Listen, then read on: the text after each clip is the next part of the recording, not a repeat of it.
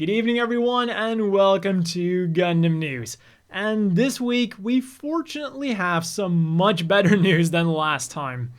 Now, I think many of you watching know that Hobby Next Phase 2021 Autumn will start on the 14th, and that Bandai will be unveiling a lot of new stuff then. But we also now know which dates are going to be the most important for us as Gundam fans. The 14th and the 15th will be all about Figure Eye Standard. The 16th is a day you're either going to be loving or hating, because this is when they'll be announcing a lot of new P-Bandai kits, so it is cool in the sense that we're going to be getting a lot of new stuff, but of course they're going to be ever so slightly more difficult to get. And before you get too excited about the full mechanics that you can see on that date as well, the kanji right next to it means Kyokai Senki. So it's going to be a full mechanics kit, but for the Kyokai Senki series. And then on the 17th, we're not just getting a new lineup for SD Gundam World Heroes Gaiden, but we're also going to be getting new announcements for the entry grades. Whether this means that it's going to be multiple entry grades that will be announced, or if it's just going to be one entry grade with a few color variants, as they've done in the past, remains to be seen. And then finally, on the 18th, probably the biggest news for us Gundam fans, we're going to be getting the latest real great news. Which then also leaves me to wonder if they're going to be unveiling anything high grade or master grade related. Of course, regular releases and not P-Bandai stuff. But whatever the case might be, let me know down below which mobile suit you think is going to be that new entry grade or real grade. Personally, I think the entry grade could be either a Zaku or one of the other prominent Gundams like the Freedom, the Barbs, or the 00.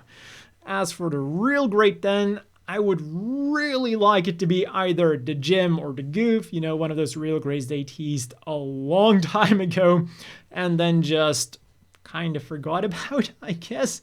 But a more realistic guess would be a main Gundam that we haven't gotten yet, like the God Gundam or the Ground Gundam, which that was also teased along with the Jim and the Goof, if I remember correctly. But maybe if Bandai is feeling particularly crazy, why not an Age 1 to coincide with that anniversary celebration? Or a Penelope, because Hathaway's Flash is super hot at the moment, and that would be one hell of a crazy real grade, because, well, they've definitely been releasing some mad real grades lately, like the Hainu, the Zeong, so I feel like that would actually be a possibility. And then let's go from speculating about the model kits to speculating about the live-action movie, because whether you want it or not, progress is being made on this thing. And in fact, the first piece of concept art was released on Tuesday. Honestly, I don't really know how to feel about it.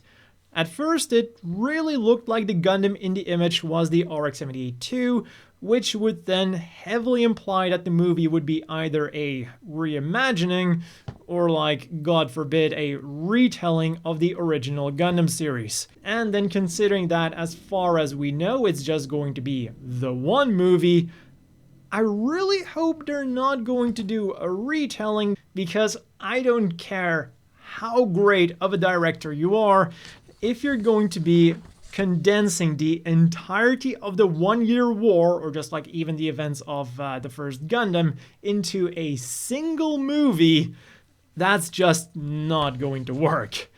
But if you look closer, you can definitely see some telling differences between this live-action Gundam and the RX-78-2. The vents are different and located higher, the front skirts don't have those yellow boxes on them, and the side skirts are also quite different.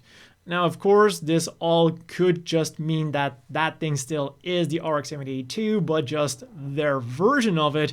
But I still hope that this means that it's going to be a different Gundam set in their own timeline, but that they just took heavy influences from the RX-78-2.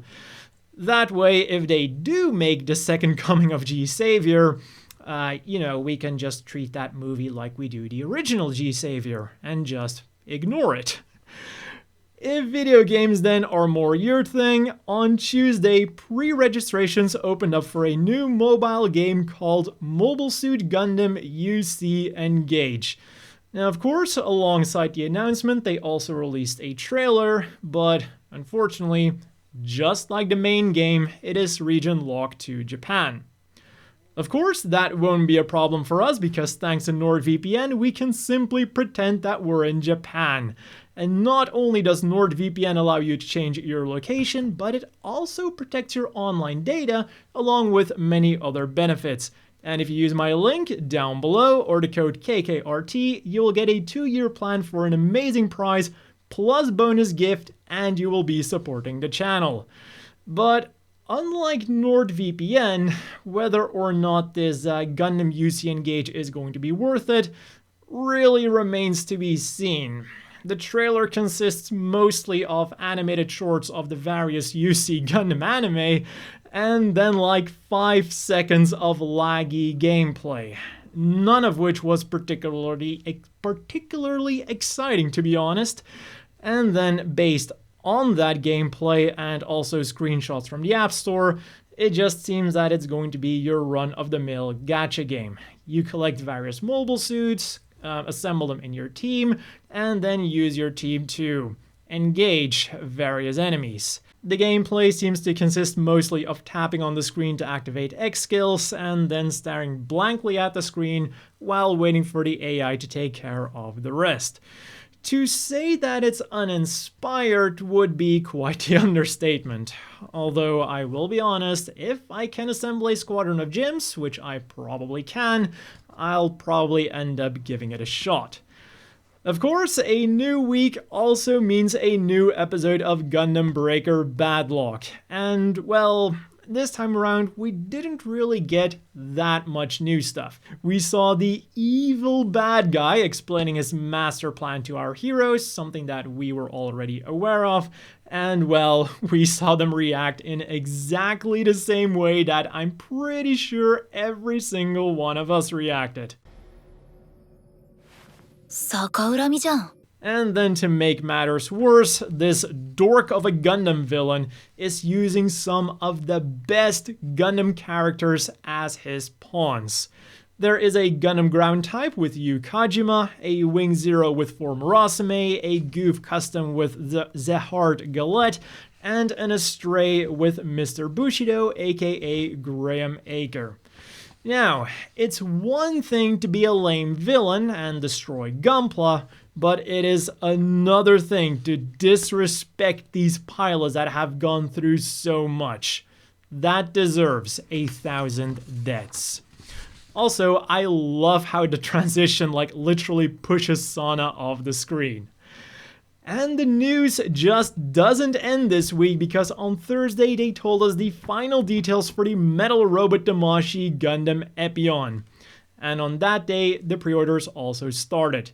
So for 15,950 yen, around 140 US, you can get this amazing looking transforming beast in June of next year. And the one really cool thing that I didn't notice last week when I was talking about it is that the feet have deployable claws/fangs to really drive home that twin-headed dragon feel. And then, talking about Tamashii Nation and the Robot Damashii line, they also announced that on the 19th, they'll be holding Gundam Figures Live as part of the Tamashii Nation Online 2021 event. Not only will they be giving us more information on that new Wing Gundam, but they will also be announcing more new Gundam figures. And because Bandai knows that we simply cannot get enough of the Unicorn Gundam, reservations started on the 10th for the perfect grade Gundam Unicorn Perfectibility. For 33,000 yen, around 300 US, you can get the standard Perfectibility with the equipment that we're all very familiar with by now. And then for an extra 7,150 yen, 60 US, you can buy the Divine Expansion set to upgrade your Perfectibility into the Perfectibility Divine. And then if you want your perfectibility to be even more perfect, on the same day, pre-orders also open for the Unicorn Gundam LED unit, which will set you back an additional 13,200 yen, like 110 US. The perfectibility stuff is slated for a January release, whereas the LED set will only be shipping in May. And because they could, at the end of November, they'll be releasing the Mobile Suit Ensemble #1, featuring the RX-78-2 Azaku, the G-Fighter, the Unicorn in Destroy mode, again because we all love the Unicorn so much and we cannot get enough of it, and a bunch of weapons. As for the stuff we could get this week then, first and foremost, on Saturday, the high-grade Gundam Helios and Livelance were released for 2,530 yen, 25 US, and 2,200 yen, 20 US respectively. And then for some reading material, you could pick up the weekly Mobile Suit Bible, this time featuring the Gundam Kyrios. In other news then, the Gundam Factory Yokohama had a neat event about recycling, where they gave out Ecopla RX-78-2s, and they also had a food truck selling tapioca drinks. And with that, it is already time to have a look at this week's Gundam apparel. As usual, Bankore had a field day. On the 9th, pre-orders opened for the Mobile Suit Gundam Reversible Cotton Blue Sun collection, featuring a Char custom design and a Zeon Army design. They cost 17,600 yen each, 150 US, and are currently slated for a January release. One day later then, we got the Double Zeta Gundam 35th Anniversary Apparel and Miscellaneous Goods collection, featuring a zip-up hoodie with either Double Zeta or Cubelay design for 8,250 yen, 75 US, a long sleeve t-shirt with either Zeta or Queen Mantha design for 4,950 yen, 45 US, or a pouch in the form of one of the Double Zeta Gundam's levers for 2,530 yen, about 25 US. Just what I was missing in my life. And then they've also got a lineup of boa fleece jackets with pre-orders starting on the 11th. For 13,200 yen, 110 US, you can get them with a green Principality of Zeon design, a white New Gundam design, or a black Sazabi design. All of these items are currently scheduled for December, except for the lever pouch, which will be coming your way in January. Moving on to the Gundam Café news then, and I'm going to start with some cautiously optimistic news about it. They've just confirmed that there's going to be half a dozen Gundam Café stores appearing across Japan in the months of November and December.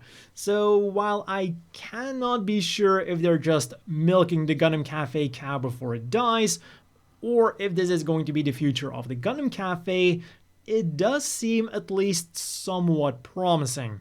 Maybe they'll just close the permanent ones and instead go with the pop-up route. Now, keep in mind that these pop-up ones aren't actual Gundam Cafés, but just stores selling Gundam Café stuff. Also, keep in mind that this is just pure speculation on my part, and that when they announced the closure of the Gundam Cafés, they didn't tell us anything. Which, in my mind, could just also be their way of keeping all their cards on the table without committing to anything in particular.